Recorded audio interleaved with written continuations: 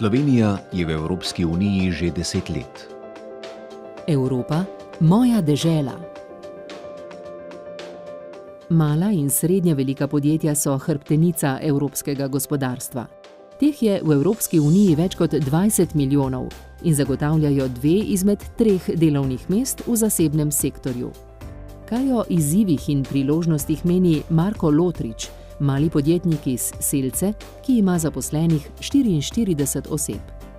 Zelo dobro se spomnim 1. maja, pravzaprav 2004, ko smo vstopili v Evropsko skupnost. Ta spirit je bil takrat med ljudmi, bil je pa tudi med podjetji. Evropska unija vpliva na vsakega človeka. Jaz mislim, da ne samo državljane Evropske unije, ampak na celoten svet.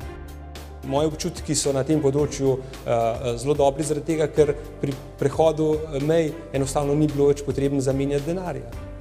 Definitivno Evropska unija nam je dala neko širino, ampak še enkrat, to Evropsko unijo moramo mi še spoznati.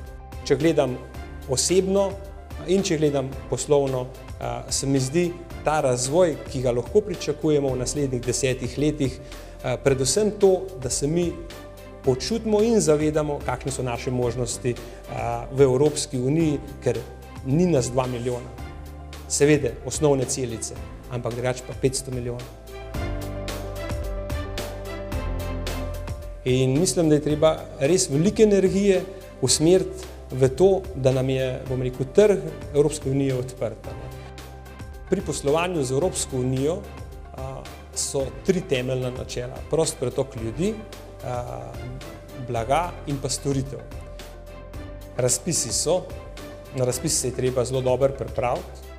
Sodelujemo pri teh razpisih od leta 2005 naprej.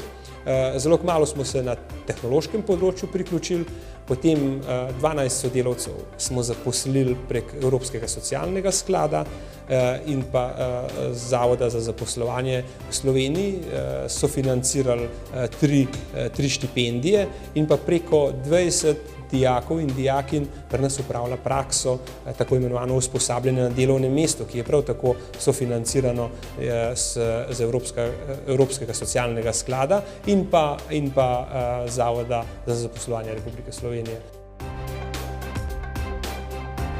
Podjetja v Sloveniji imamo veliko priložnost, predvsem mala in srednja podjetja, kjer Evropa namenja prav poseben sklad, prav poseben fond za mala in srednja podjetja, da imamo tukaj priložnost in tako se bo naše podjetje in pozivam tudi vsa ostala slovenska podjetja, mala in srednja podjetja, da se dobro pripravimo na te razpise in da kar se da dobimo na teh, tega razvojnega denarja čim več, ker če bo slovensko gospodarstvo zaživelo, bomo vsi dobro živeli v Sloveniji. Evropa, moja dežela.